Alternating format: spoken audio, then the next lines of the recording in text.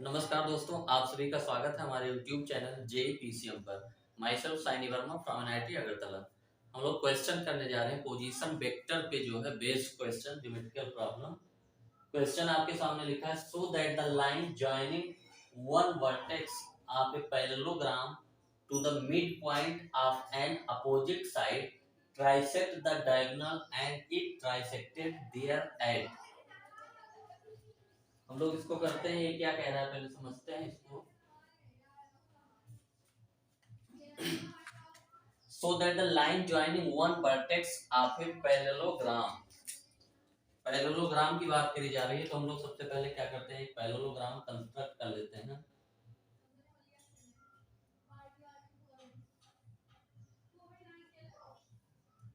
एक पैरेललोग्राम हम लोग कंस्ट्रक्ट कर लेते हैं ABCD, जिसका नाम दे दिया। Line joining one vertex of a parallelogram to the mid point of an opposite side, यानी किसी भी वर्टेक्स को अपोजिट साइड के मिड पॉइंट से ज्वाइन करने वाला जो लाइन है, इसकी बात करी जा रही है। ये वर्टेक्स हो गया और ये मिड पॉइंट हो गया, हम लोग इसको डी मान लेते हैं। ये हो गया। Opposite side trisect the diagonal and it trisected there at. तो ये कह रहे हैं कि ये जो लाइन ज्वाइनिंग है, ये डायगोनल को ट्राइसेक्ट कर रहा है और खुद भी ट्राइसेक्ट हो रहा है किसी पॉइंट ई पे। फिर से हम लोग क्वेश्चन समझते हैं। क्वेश्चन हमारा क्या कह रहा है कि सो that the line joining one vertex of a parallelogram, किसी भी पैरेललोग्राम के वर्टेक्स से एक लाइन ड्रा करी जाए, कहाँ, उसके अपोजिट जो साइड है उसके मिड पॉइंट को मिलाने वाला। तो ये लाइन ज्वाइनिंग जो वर्टेक्स से अपोजिट साइड के मिड पॉइंट को, ये डायगोनल्स को ट्राइसेक्ट करता है और खुद भी ट्राइसेक्ट होता है। ट्राइसेक्ट का मतलब होता है 1:2 रेशियो में जब कोई भी लाइन सेगमेंट डिवाइड होता है तो इसको हम लोग क्या बोलते हैं, ट्राइसेक्ट। ट्राइसेक्ट का मतलब होता है 1:2 रेशियो। बाइसेक्ट का मतलब होता है 1:1 रेशियो। तो हमको ये दिखाना है कि ये जो DE है हमारा, ये 1:2 रेशियो में खुद भी डिवाइड हो रहा है और इस डायगोनल को भी 1:2 रेशियो में डिवाइड कर रहा है। तो हम लोगों को जो गिवन इंफॉर्मेशन है वो सबसे पहले हम लोग लिखते हैं। गिवन हमारे पास क्या है, गिवन है कि ABCD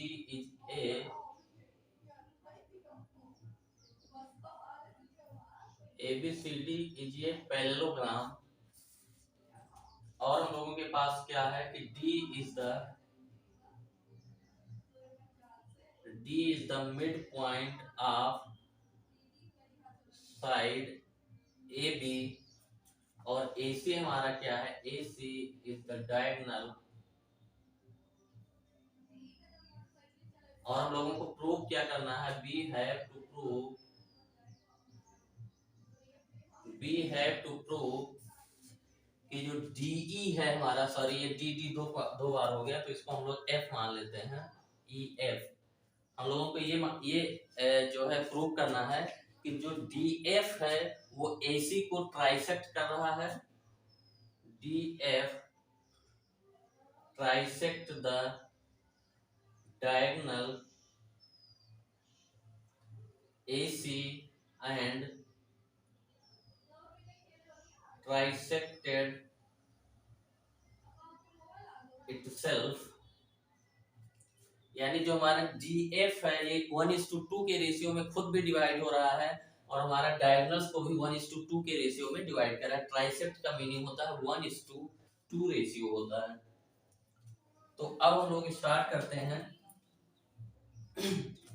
हम लोगों को वेक्टर की हेल्प से करना है, तो हम लोग पोजीशन वेक्टर O जो है, सॉरी हम लोग ओरिजिन O एज्यूम करते हैं कहीं पे, और ओरिजिन के रिस्पेक्ट में हम लोग क्या करते हैं, सारे पॉइंट्स के पोजीशन वेक्टर लिख लेते हैं। अब एक काम हम लोग यहाँ पे कर सकते हैं, ओरिजिन हम लोग जो है यहीं पे भी कहीं पे मान सकते हैं। इससे क्या होगा कि हमारा जो वेरिएबल होगा वो रिड्यूस हो जाएगा। तो ओरिजिन चाहे आप बाहर के किसी पॉइंट पे मान के करो या कहीं इसी पॉइंट पे मान लेते हैं, तो हम लोग इसी को अगर हम लोग क्या मान ले, ओरिजिन मान ले। ये क्या है हमारा, ए को हम लोगों ने ओरिजिन मान लिया, यानी इसका पोजीशन वेक्टर क्या हो जाएगा, 0 हो जाएगा। और इसके रिस्पेक्ट में हम लोग सारे पोजीशन वेक्टर लिखेंगे इसी पॉइंट को ओरिजिन मान के। तो इसका पोजीशन वेक्टर हमने बी लिख दिया। और इसका पोजीशन वेक्टर हम लोगों ने डी लिख दिया।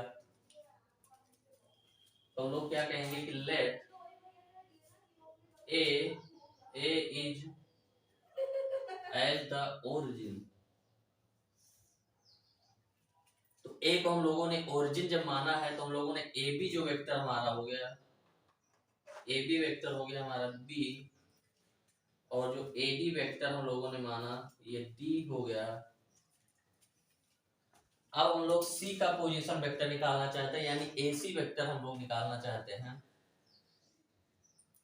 ए सी वेक्टर तो हम लोग जानते हैं ये ए डी वेक्टर हमारा क्या है, वेक्टर डी है, और ए डी वेक्टर और बी सी वेक्टर क्या है, पैरेलल वेक्टर है और लेंथ भी इक्वल है। तो ए डी इक्वल टू क्या होगा हमारा, हम लोग क्या कहेंगे, A B C D is a parallelogram. A B C D parallelogram है, इसलिए हमारा जो ए डी वेक्टर होगा वो बी सी वेक्टर के इक्वल होगा। क्योंकि हम लोग मैथमेटिक्स में 3 वेक्टर पढ़ रहे हैं, तो ये वेक्टर ये और ये साइड पैरेलल है और लेंथ भी इक्वल है, तो जो ये वेक्टर होगा वही वेक्टर हमारा ये भी होगा, A D equal to B C vector. और ए डी हम लोगों ने माना है डी है, तो ये वेक्टर भी हमारा क्या हो जाएगा, बी सी वेक्टर हमारा क्या हो गया, डी हो गया। अब हम लोग ए सी वेक्टर निकालना चाहते हैं, तो ट्रायंगल ए बी सी में vector law of triangle addition से this vector plus this vector equal to this vector. तो हम लोग क्या कहेंगे, A D vector equal to B C vector equal to D vector. ये हम लोग क्यों कह पाए, क्योंकि ए बी सी डी हमारा जो है पैरेललोग्राम है, ये पैरेललोग्राम, और जो ए डी है ये पैरेलल टू बी सी है, एंड ए डी लेंथ हमारा बी सी के इक्वल है, तो दोनों वेक्टर इक्वल होंगे। अब हम लोग कहेंगे in triangle A B C, triangle A B C हम लोग कहेंगे vector A B plus vector B C equal to हमारा हो जाएगा vector A C. Vector law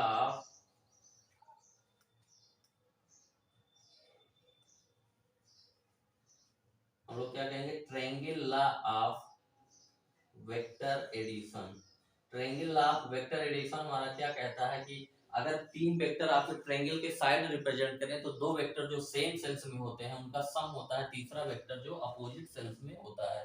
और ए बी वेक्टर हम लोगों को पता है वेक्टर बी है, और बी सी वेक्टर हम लोगों को पता है डी है, तो हम लोगों का ये vector B plus vector D equal to आ गया ए सी वेक्टर। यानी ए सी वेक्टर हमारा, यानी ए सी पॉइंट का पोजीशन वेक्टर हम लोगों ने क्या लिख दिया, बी प्लस डी। इसको अलग से हम लोगों को मानने की जरूरत नहीं है। अब हमको सारे पॉइंट्स के पोजीशन वेक्टर पता है, बी पॉइंट का पता है, सी पॉइंट का पता है, डी पॉइंट का पता है, और ई पॉइंट को हमको दिखाना है कि ये AC जो है ट्राइसेक्ट हो रहा है और DF भी ट्राइसेक्ट हो रहा है। अब हम लोग निकालते हैं ई पॉइंट का पोजीशन वेक्टर। ई पॉइंट हम लोग नहीं बोलेंगे, हम लोग बोलते हैं कि AC पे एक ऐसा पॉइंट लेते हैं जो इसको ट्राइसेक्ट कर रहा है, उस पॉइंट का पोजीशन वेक्टर क्या होगा। तो हम लोग क्या कहेंगे कि position vector of A point which trisected AC is equal to, यानी AC हमारा जो सेगमेंट है इस पे कोई पॉइंट है जो इसको 1:2 के रेशियो में डिवाइड कर रहा है।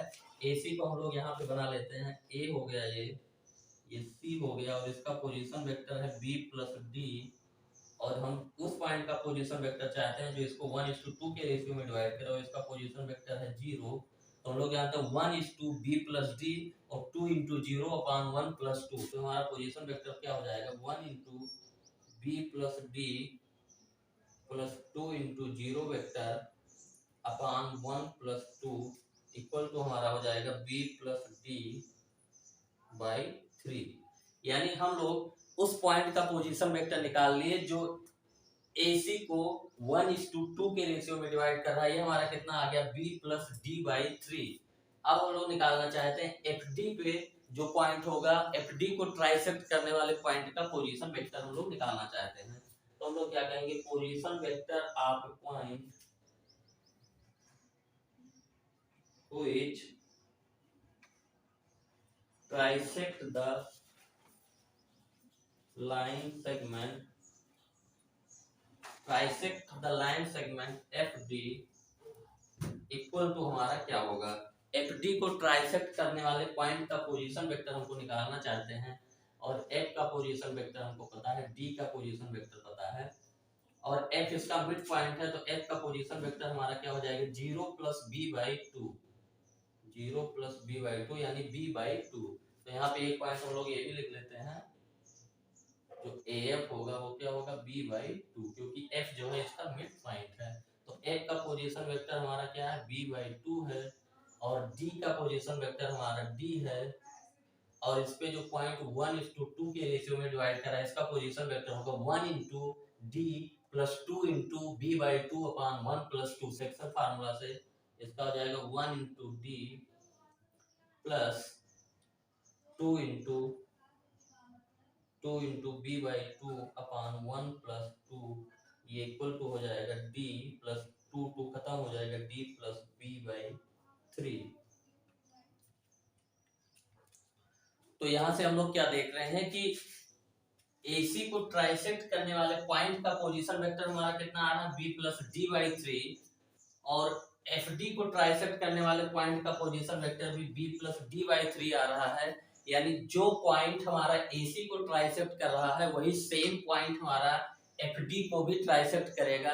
इसका मतलब क्या हो गया, तो जो E है हमारा, E एक ही पॉइंट है जो दोनों लाइन में सेगमेंट में है, तो वही हमारा पॉइंट E क्या हो जाएगा, ये ट्राइसेक्टेड करने वाला पॉइंट हो जाएगा।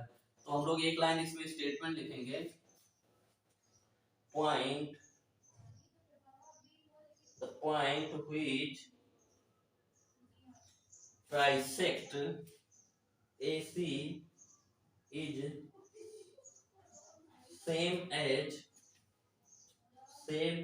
the point which trisect FD इसका मतलब क्या हो गया, so the point which is